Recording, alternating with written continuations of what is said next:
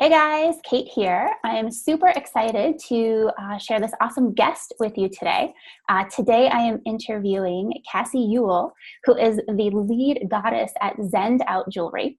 And if you've never checked out ZennedOut Jewelry, it's pretty awesome. I'm wearing a necklace right now, have several of Cassie's pieces. So Cassie, welcome. Thank you. I'm so happy to be here. I'm excited for you to be here. So today we're going to talk a little bit about gemstones, jewelry, and how those things can help support your fertility. And then we're also going to talk a little bit about Cassie's personal journey through fertility as well.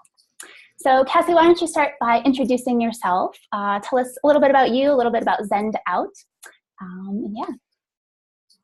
So I started ZennedOut in 2011. So it started just as an inspirational handmade jewelry line that was started out of our little apartment, my husband and I's little apartment, and it slowly transitioned to full-time. And then now we're in a spacious studio here in Tempe, Arizona. And while the business still focuses a lot on handcrafted jewelry, I personally have been focusing a lot on tools and products to make spirituality more accessible to people, because I feel like it can be really overwhelming. So I've created products like the Goddess Discovery book, and I recently launched in my first Oracle card deck called the Ritual Deck.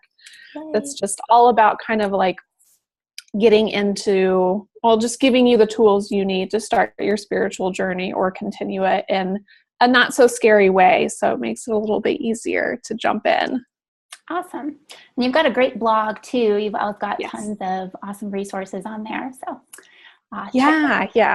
definitely. So tell us a little bit about, how you see crystals and gemstones and things like that, and how they sort of influence our connection to our feminine side, and maybe how we can use them to sort of tap into our fertility. Yeah, there are a lot of good gemstones, and because I have I did experience a long fertility journey personally, I can definitely speak to different gemstones to use for that. So for me personally, my favorite gemstone that just like, it's still like, I feel so drawn to it, is rose quartz, because it's such a strong and it's just such a powerful stone for self-love. And I feel like the infertility journey, like that's something that gets left out a lot. At least that was for me, for my part of my journey. I was always trying to do things, I focused a lot in the beginning on using like stones to really help the sacral chakra, like carnelian. And I was like, I feel like I just need to like chill out and just focus on myself. And that's where like the rose quartz really came in. So rose quartz is just, it's a great catch-all stone. It helps in so many different ways, but for infertility especially, it really helped me focus on myself, calm me, and just bring in more of that self-care and self-love into my routine. And I like to think of crystals as, if you're new to crystals and you're like, I don't really understand how it works, like the energy, and like, I just think of them as an intention, like a reminder of an intention. So like, for example, today I wore my sodalite for my throat chakra since I knew I'd be chatting with you. And it's just like a reminder of like, yes, I am, I'm speaking my truth today. I'm sharing my truth. And, so if you don't necessarily like feel something when you hold a gemstone, that's okay. Maybe that'll come, maybe it won't. Both are fine, but it's all about setting intentions and having reminders. So rose quartz is great. And then another favorite has got to be moonstone. I especially love rainbow moonstone, but any moonstone is really good for connecting with the divine feminine energy. So those are ones that we use a lot in our jewelry, and I wear them really regularly. Mm-hmm. So that is another really good one that I'd recommend. And we have lots of moonstone in our shop. It's a favorite. Cool. Yeah, I love what you said about, using crystals as sort of an intention for maybe some people who aren't quite into the woo-woo aspects of crystals. I really like that, like carrying them or wearing them just sort of indicates your intention or what you want to sort of bring to your day or whatever. I love that. I think that's great. Yeah, thank you. So you recently announced that you are pregnant. Congratulations. with twins. Thank you. Yes. Very excited. Yay. But you also shared that it's been a long journey to get here. Do you want to tell us a little bit about your fertility journey and kind of what you've experienced and how you got here? Yeah, so it's crazy to look back on now, and I'm sure there are a lot of women listening that are at different phases in it, and I just want to say, like, you're so strong. Sorry, it still just tears me up. I'm also super pregnant, so that doesn't help with the emotion. But just know that there are a lot of women, and there's a lot of energy out there kind of pulling for you. So For sure. it can happen. Okay. So my story, it took us here's all the the rundown of the list of all the things. It took us about 4.5 years, and we went through 2 doctors, 4 rounds of IUI, and then 3 rounds of IVF. Okay. So quite a bit of medical intervention. And, of course I'm sure so many of the women on your blog can relate, but I did all the things. I tried modifying my diet. I did the acupuncture. I did special yoga. I did all the things like we do. I stopped at a certain point and I was like, okay, I'm doing nothing now. Yeah. But it was that third IVF that was the right time for us. And when our twins decided it was time to join us. So that's, all the outside stuff that happened. And then of course, inside there was a huge transformation over those 4.5 years. And that transformation really happened with a lot of help through therapy and mindfulness. So I did find a therapist that specialized in grief and infertility, and she used a process called EMDR, which was really helpful for me. And I wouldn't say that it was any of those tools specifically that made it work, because I don't know what made it work. I don't think it's something that I did. I think it was just the timing was right, and it was me being in a place of acceptance of, here I am, universe, I'm open to what you have to offer me. And that's really where the therapy got me. It got me to a place of, like I said, kind of being okay with letting go of doing all the things and trying all the things. Yeah. And just being at a place of acceptance. And then another big hurdle for me personally was this idea of I don't deserve it and my body's not capable of it, which I know I've heard from other women too. So that one was it was so strong in me. I remember just talking to my therapist about it and saying this mantra of, I don't deserve it, I can't become pregnant, was just really, really powerful inside of me. Yeah. And it took, the therapy and regular meditation and mindfulness to get to a place where I was able to kind of catch that thought and identify it and name it and say, I see you, you're allowed to be there, but I'm not going to engage with you today. And that was a big turning point for me too, just kind of being at peace and not having those negative thought patterns that weren't helping me, not having them rule my world. Right. Yeah. Yeah, I think that's so common with so many women, those feelings of not deserving things and just not trusting your body. I think, as soon as our bodies don't do exactly what we want them to do, or they don't, behave the way we think they should, we sort of start to distrust them. And it's getting pregnant then becomes this process of overcoming your body instead of trusting it. And like you said, surrendering kind of, and allowing yourself to accept what happens. I think that's a beautiful way to put it. Yeah. Thank you. Yeah. And, what you said about, finding a therapist to help you work through some of that mindset stuff. I think that's so, so powerful. And it was so important to find somebody who had been through it. My therapist, she went through 5 rounds of IVF for her babies. So to find somebody that could really understand what I was going through, because anybody who's been through it just knows that unless you've been through that journey, it's really hard to connect with people, and nobody really understands what it's like to be in that position. And everybody's journey is so different too. So having somebody who had been through something similar to mine was just an incredible help. For sure.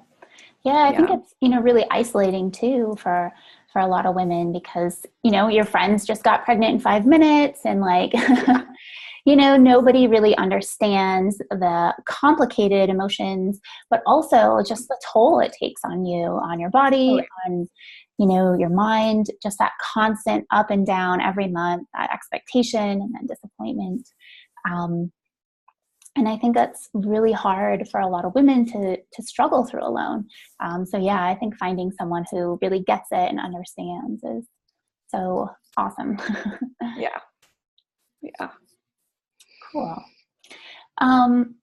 So what kind of, you talked about some of the tools that you use to kind of reset your mindset, but did you have any sort of daily routines and stuff like that you did? I know you mentioned meditation and stuff, but were there any other sort of daily rituals you had that kind of helped you through that transformation? Yeah, I would say, they waxed and waned, the different things that I did.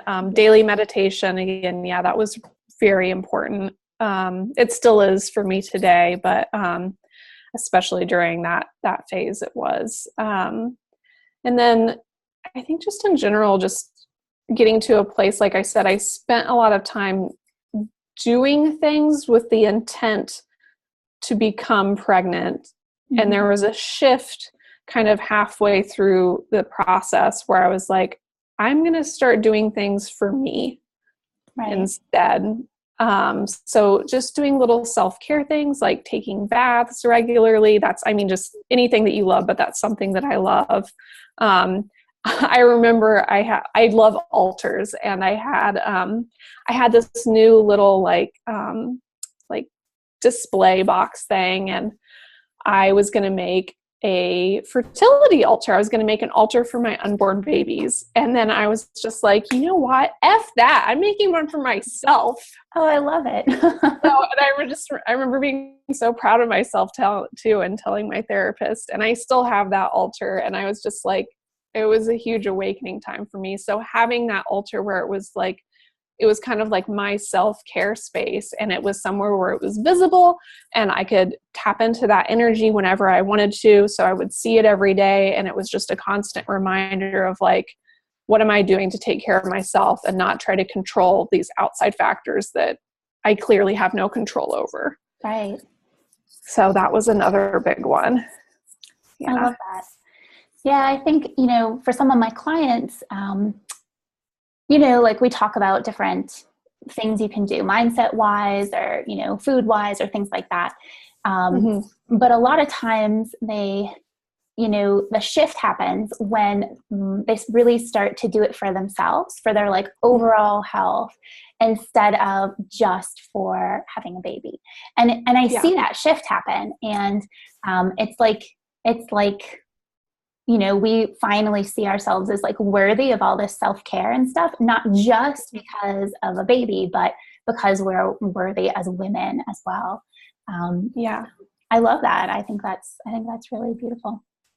Yeah, it's really important. And that shift it's powerful. It makes a big difference, because it's so easy to get overwhelmed in all the things. It's really kind of, my husband would get really frustrated because he would just see a lot of these things I was buying, like special yoga, and he would just see it as people taking advantage of women that are in this really vulnerable space. And I was like, I don't need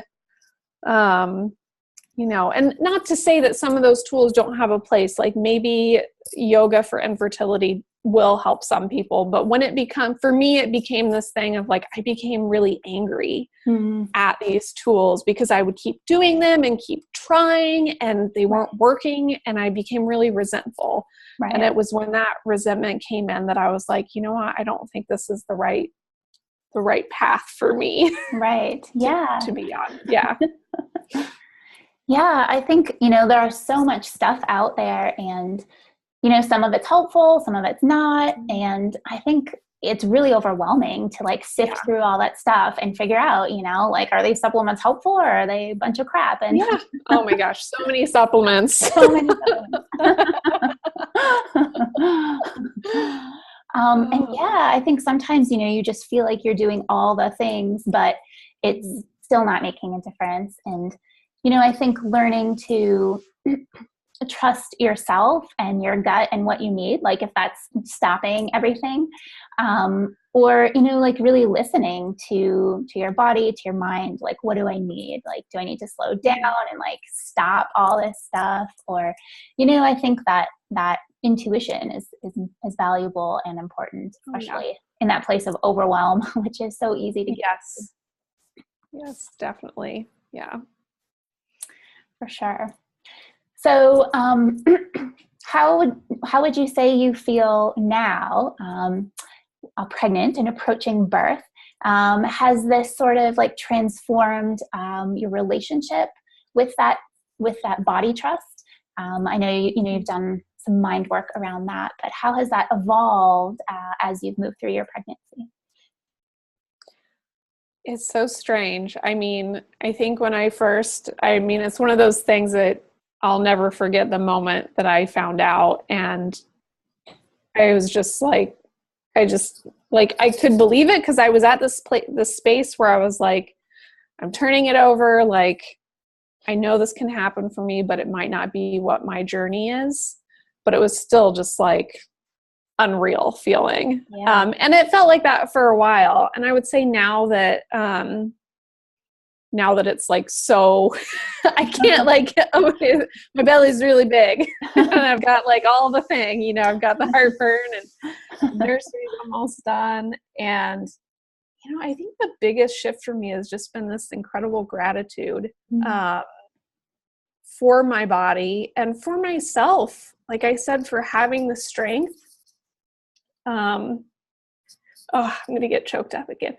Just, it's so hard. And, it was so hard to get where we were. So just like this gratitude for, the strength of my husband, for all the support that he gave me. And, we had family members that helped financially too.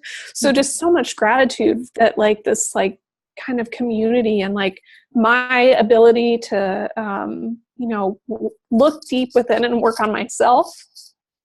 And again, not to say that it was those things that made it happen, but just looking back and being like, wow, I can't believe like where I am today. I'm just so grateful that it happened the way that it did, even though it was really hard.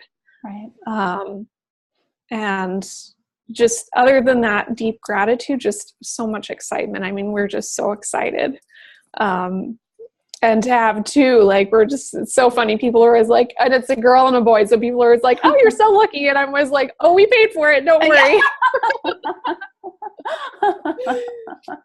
So I feel like I'm like, we earned our boy girl twins and we're just so excited. So, and the body part of it too, it is, I feel like all the training that I got, all the like mental work that I did and the self-care and the work that I did leading up to becoming pregnant has made me trust my body more during the pregnancy. I don't have a lot of fear about the birth right now today. I mean, who knows, that might change, but I really do trust my body and I trust that the baby's like, I trust that things are going to work out the way that they're supposed to and that I'm going to be okay. Whatever the end results are. So that's been really nice to feel really kind of open and at peace with all the unknowns that come with having twins. Yes. There are a lot for sure. Yes. Several. Cool. So what things do you wish you had known about or done right off the bat when you first started trying?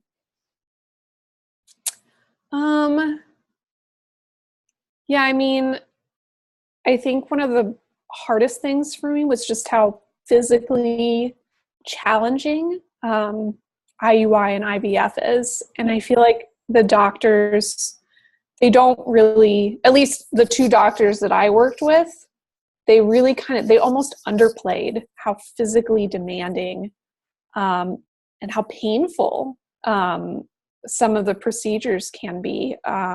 And I remember there were some procedures I had to put my foot down and just say, I'm not going to do that. I won't do it again because, the fun uterine scraping thing, if anybody knows what that is. But I had two of those and I was like, I'm sorry, I'm not doing that anymore. Yeah. I think we want to trust our doctors. And I liked, our doctor that we ended up with, but even I liked and respected him, but he was not upfront about how physically painful and difficult parts of the process could be, which I was surprised by. So yeah, that really caught me off guard. And then of course, the emotional roller coaster, but I feel like that, I don't know. Yeah, it caught me off guard, but I also see its value and purpose, and I'm grateful for it now. Right.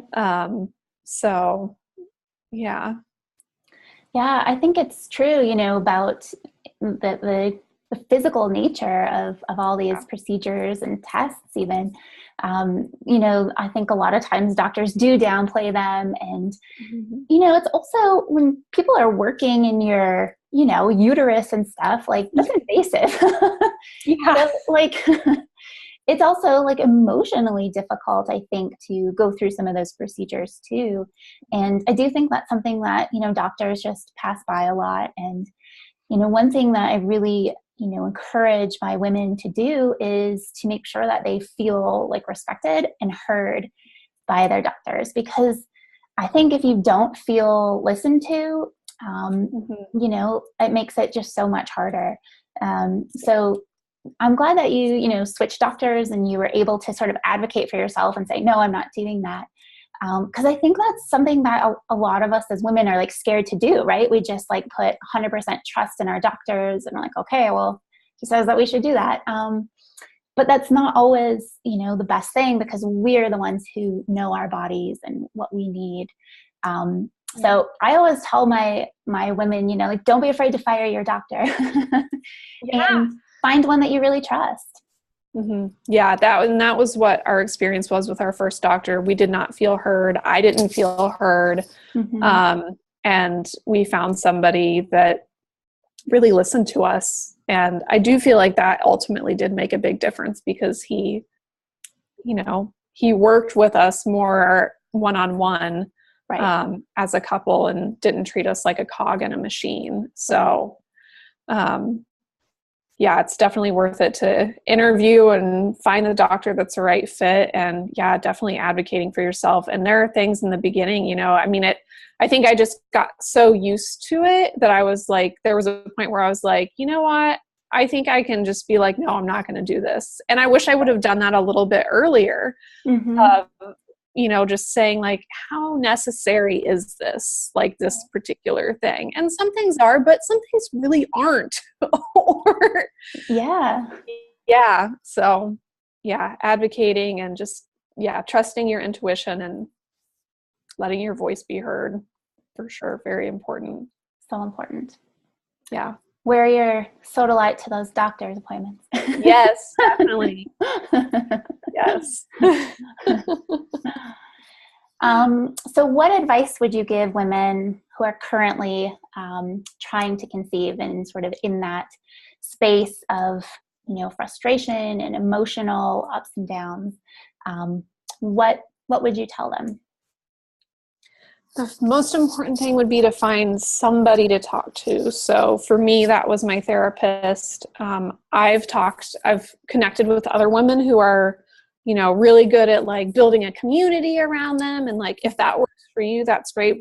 Or like work with somebody like you, Kate.